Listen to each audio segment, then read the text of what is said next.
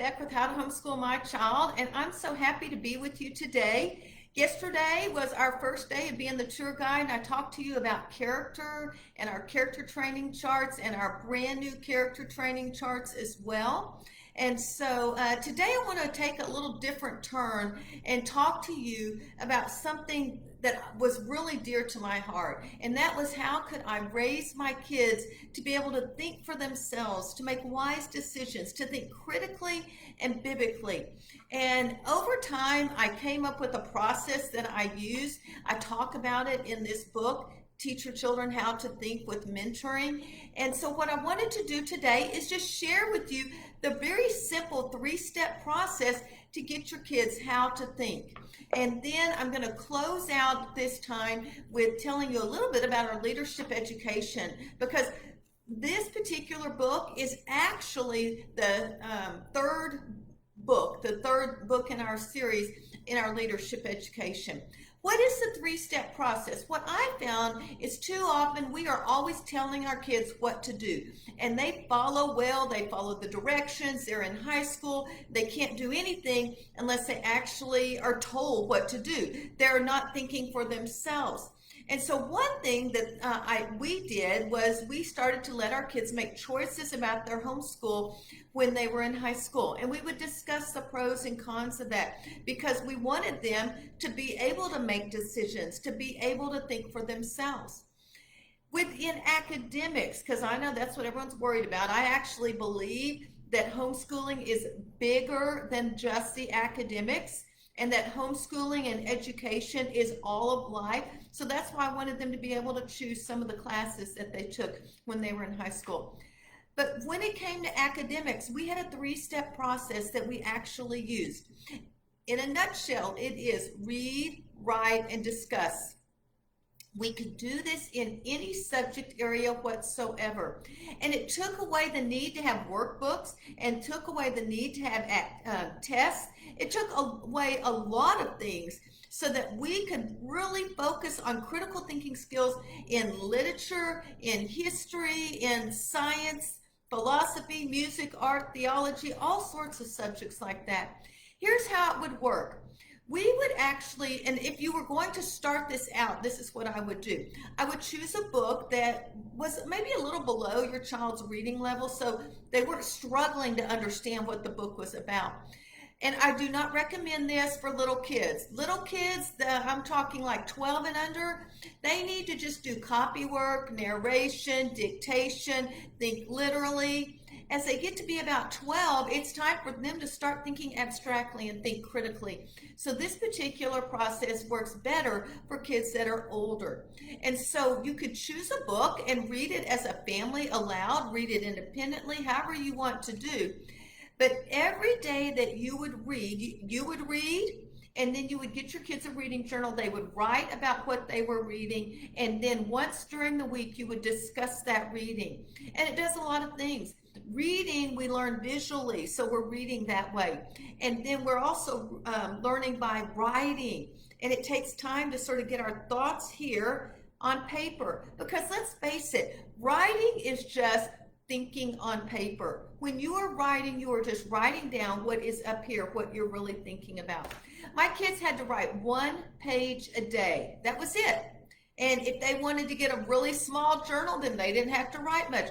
1 page a day, and we really focused on writing about their reading. Don't retell me. That's what you've already done in narration. You've already done that in lower grades. You want your kids to start answering those how and why questions, and you may have to model it.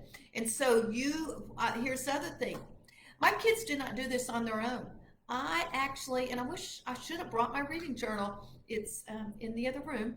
I still have my reading journal from when we were actually homeschooling. I would read the books the kids were reading. I would keep a reading journal, and then once during the week we would discuss it. And we would use what I call Socratic dialogue, which means you are not answering your own questions. You need to be quiet and let your kids answer questions. Really hard for homeschool moms, but if you're answering the questions, they know, oh, I don't have to answer the question. Mom's going to answer it. I don't have to think. Mom's going to answer it. I don't have to make decisions. Mom's going to tell me what to do. If you want them to follow you until they graduate and go off on their own, that's fine. I did not want that for my kids. I wanted my kids to be able to think for themselves, to be able to make wise decisions. So we use the read, write, and discuss process. Now, I have a lot more information. Obviously, I'm not going to cover all of it in 5 minutes. We have a lot of information. This comes as an ebook. It also comes as a 6-week course and goes through all of the ideas, and it starts a little bit before that because you really need to think about your vision, your mission, and your motivation. But also then we're going to move into what do we do reading? What kind of books do we read? And then what do we need to do as far as writing? How do we get them to quit just retelling the story? And how do we get them to actually write about the story? That's a process, and that's a learning process. And then how do we get them to discuss? Instead of some of them, you got your little girl, she did blah, blah, blah, blah, blah. She can't answer anything whether she knows the answer or not. And then you have your boy that just sits there like, okay, let's move on. How do we draw them out? What kind of questions do we use to be able to lead a good discussion so our kids are actually learning to think? And then the last part of this is also mentoring. How do you mentor your kids? How do you find good mentors? How do you move them on to college and jobs as well? I told you this is part of our leadership series. It's a 3-part series, and I truly believe that good leaders make wise decisions and think critically, and Christians, we think biblically. I wanted my kids to be able to lead their family well, to lead their oh gosh, I thought I turned all those alarms off. To be able to lead well, whether that's in their community, their church, their neighborhood, leading their kids well. They need to be able to think for themselves and be able to make wise decisions, and then be able to have an influence on those around them. But let's just back up a little from the leadership. This is the 3rd part. This is the last part with your older kids. We also have something called Raising Leaders, Not Followers, and we have a 12-week course that covers all of this. How do we raise our kids to be those who impact, who influence, who follow Jesus, who make wise decisions, and are good leaders in their home and their community? So Raising Leaders, Not Followers begins at the beginning about what is leadership education. But the number one thing, I talked about it yesterday, is character development. Good leaders have a solid character foundation. You might go look at those character charts. They're on sale all week. You get the mini charts also. But in here, we also have a section on giving our kids a good character foundation. And then after that, we start to do something that I call love of learning and tools of learning. I think it is very important. Leaders learn for a lifetime. I believe that most leaders have a bigger library than they do a TV. And so how do we give the kids a tools of learning and a love of learning? Now that's a whole nother workshop. We basically have 3 workshops in our leadership series. The first one is we'll talk about that at the end. The first one is Love of Learning. I don't have a picture of it. I don't have it printed out in paper, but how do we get love of learning into our kids? And how do we give them the tools of learning so they lead for a lifetime? And then the next part is teach our kids how to think with mentoring. Those are each 6-week courses. But we can take all of that and turn it into a 12-week course that even has more, because the 12-week course actually has a book, Hop Off the Conveyor Belt, Real Life Stories from Moms Who Have Done Leadership Education. So each one of these courses come by email. You will actually get an email once a week, and it will tell you which ebook to read, what part of a video to watch, what part of the study guide, and even some practical tips that you can do right then. If you are doing the Christian leadership course with Raising Leaders, you will also get the pages in our Hop Off the Conveyor Belt book as well. Now, what I've decided is for the next 24 hours, we're going to have a flash sale and a giveaway. What I'm going to do is we are going to give away, I haven't given this away at all in the homeschool curriculum fair. We gave a copy of the 6-week course at the very beginning back in May, the first week of June. We gave away the course Love of Learning Well, in the next 24 hours, you have 24 hours to enter. You can win our giant 12-week course, and you will get all the ebooks, all the supplements, the classic literature books, and the printables, and all of that. It's all listed in the vendor hall.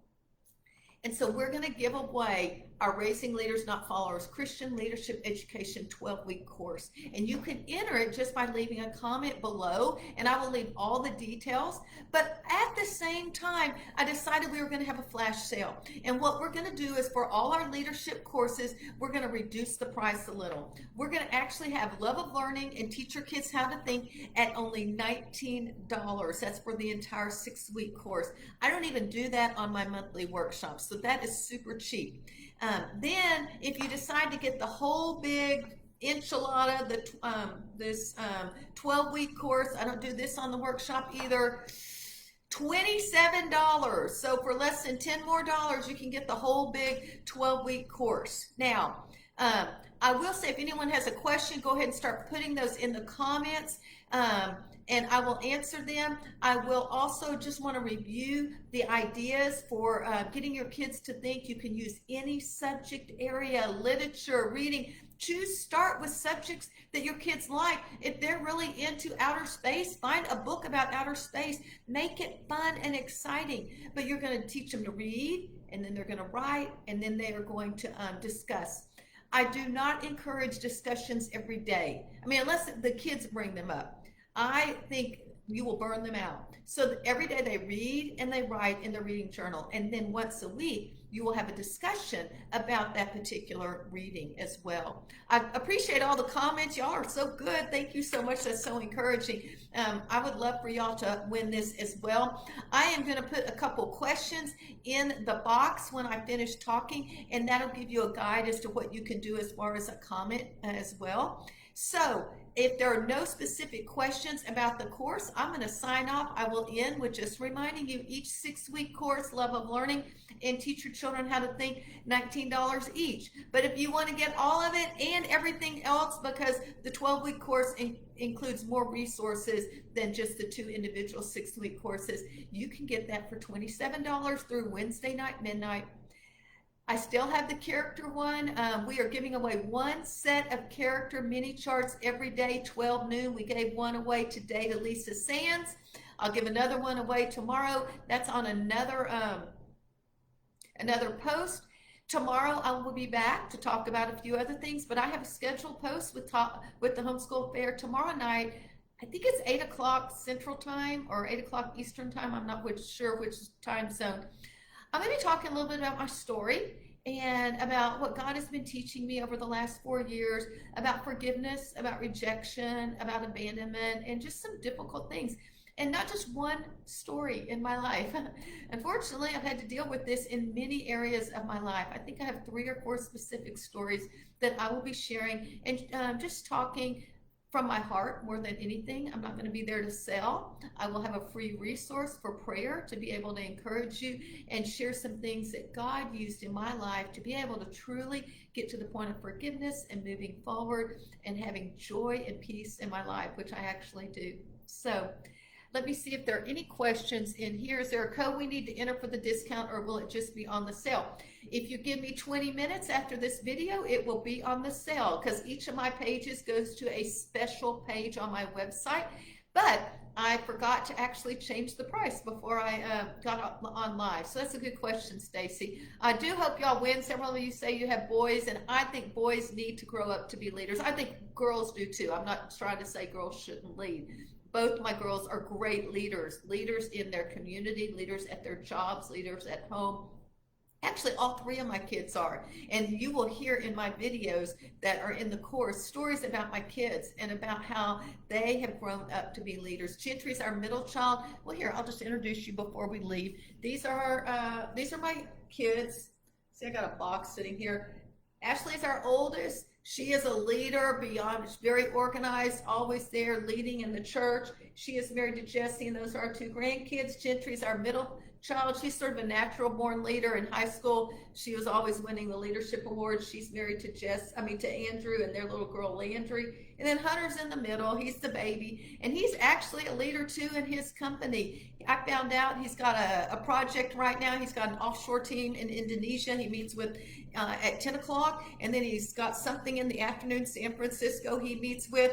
He's 27 years old. How did that happen? Anyway, I like to share that because I am not making this up. We actually live through this. And I think that's important. When you follow someone and you want to copy or use their process, I think it's important that you know whether it worked or not. And the things that I am sharing with you are things that we actually did with the kids. Some of them were failures. We quit doing those things. And then other things like the read, write, and discuss were very successful. So thanks for spending time with me today. I hope y'all have a great evening. I'm Carrie Beck with How to Homeschool My Child. Talk to you later.